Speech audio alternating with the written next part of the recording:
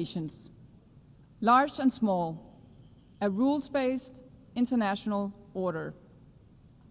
As this order grew into being, the world saw tremendous progress. More than 1 billion people were lifted out of poverty, standards of living and life expectancies rose, a network of economic, political, social, and cultural relations across the globe were formed. It even seemed that wars between states were becoming a thing of the past. In recent years, this path has been broken. Wars are back. Extreme poverty is on the rise. International law is under pressure. Does this mean that the United Nations has become irrelevant? Of course not. The conclusion is the opposite. The UN is as essential as ever. Without the UN, the world would be in a much worse state. But as the world is changing, so must the United Nations. Excellencies, last year we agreed on the Pact for the Future.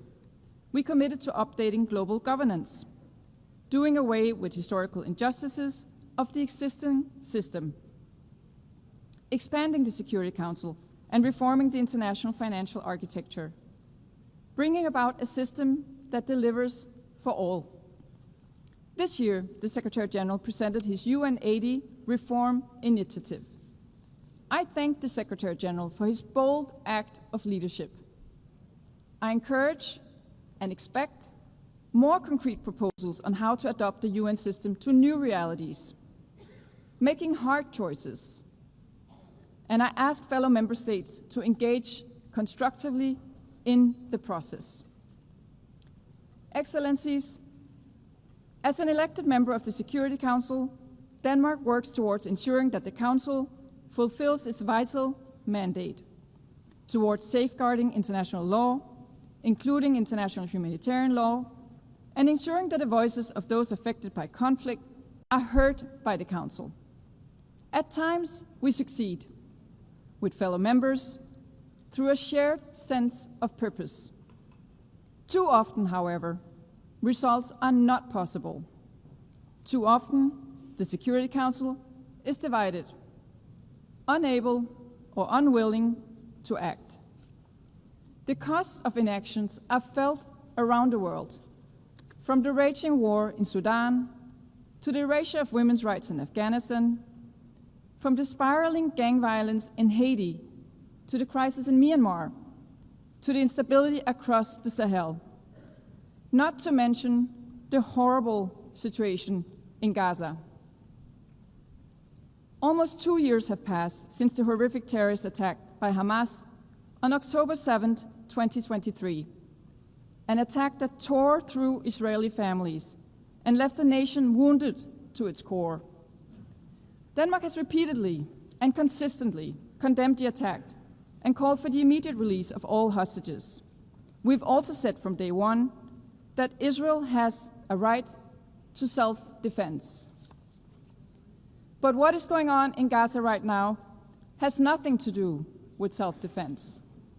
A man-made famine is spreading. Thousands of civilians are being killed. The humanitarian catastrophe is of unbearable scale. It must be brought to an end immediately. Israel must comply with international law, including international humanitarian law.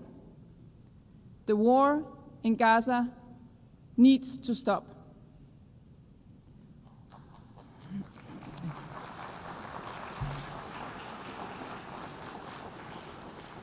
The two-state solution remains the only solution to a lasting peace for two peoples, both deserving of security, both deserving of dignity.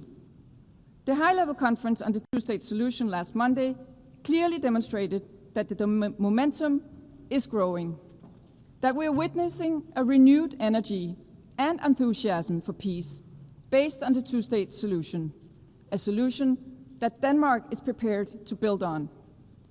The keys to recognition of a Palestinian state can no longer lie in the hands of the Israeli government. The Palestinians themselves must become masters of their own destiny.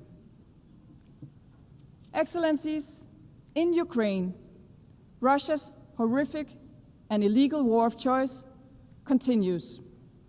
A war that could end tomorrow if only Russia wanted to. If only Russia would withdraw to its own territory and refrain from trying to alter international borders by force.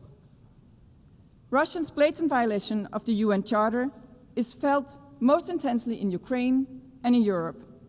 Yet, its political and economic repercussions are felt across the world, from the disruption of supply chains to global inflation, costs that are borne primarily by developing countries, far away from the European battlefield of Russian creation.